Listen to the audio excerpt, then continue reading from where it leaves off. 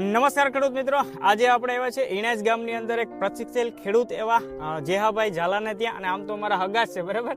અને આ વખતે છે ને એને નારળીની અંદર રીંગણીનું વાવેતર કર્યું છે. અને દર વર્ષે શાકભાજી તો તમે કરો જ છો ને? હા, કરીએ છીએ, દર વર્ષે કરીએ છીએ. અને આ વખતે છે ને મને કે પાયાની અંદર ભાવે છે ને આ નર્મદા ગ્રોમીન જીતું એ કે દેખાડે છે ને એ મારા ખાતર એ કે નાખવું છે. તો આપણે કેટલા સમય પહેલા જેહાભાઈ વાવેતર કર્યું?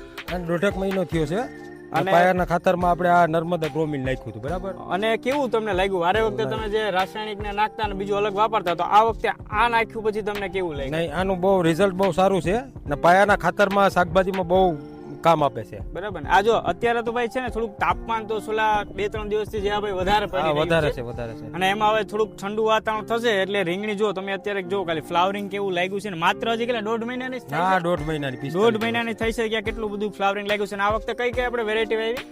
આ છે વરિયાળી ને મોરપીસ. ઓલી બાજુ છે ને એ મોરપીસ, ઓલી બાજુ આપણે મોરપીસ વાવી અને આ વરિયાળી વાવી છે બરાબર. અને આજે પાછું બીજું વાવેતર કરવાનું હતું એટલે બેગ ઘેટી હતી, તો મને કે એક બેગ પાછી લઈને આવો એટલે આપણે હવે હું આવ્યું બકાલાની અંદર ચોરી વાવી, સોરીની વાવેતર કરવાનું હતું. એમાંય આપણે પાયાની અંદર નાખ્યું છે. બાકી મેં જેમ કીધું એમ ભાઈ જો કન્ટેન્ટની વાત કરું તો દિવેલી, લીંબુડી, પોલ્ટ્રી, તમાકુ, બોન્ડ, છોકરો કંપસ, બાગાયતી પાકની અંદરમાં ગમે એમાં તમે પાયાની અંદર ખાતર આપો એટલે આપણું રિઝલ્ટ મળશે. 14% ઓર્ગેનિક કાર્બન છે. અને ખાસ કરીને જેમ જેહાભાઈ કેમ કે ઓર્ગેનિક છે, રાસાયણિક છે ને, જેથી કરીને બકાલું આપણા ઘરમાં ખાવું હોય તો ખાઈ શકીએ કઈ ઉપાય. અને સાથે સાથે ખેડૂતભાઈ હું વાત કરું ને તો પોપિયાનું પણ વાવેતર જેહાભાઈ કર્યું છે ને.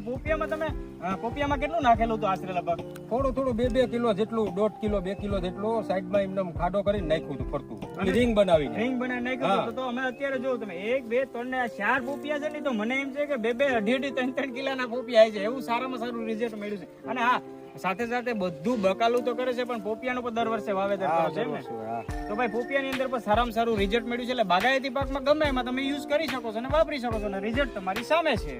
હા, બીજી એક વાત કરી દઉં કે આ બધી જે નારળીના છોડ દેખાય છે ને ઈ પણ આપણા જ છે બરાબર. હા, તમારા જ છે ને 22 મહિના થયા છે. આ જે નારળીની વાત કરું તો તમે જો આ બાજુ બધીમાં તમને બતાવો ને તો આ જોઈ લો, આ જોઈ લો, આ બધી જે નારળીના છોડ છે ઈ તો હજી આપણે કેટલા વાવેતર કર્યું એની તારીખ ને 8મા મહિનાની 3 તારીખે વાવી હતી. 8મા મહિનાની 3 તારીખે વાવી હતી એટલે અત્યારે લગભગ 22-23 મહિના જેવું થયું છે ને.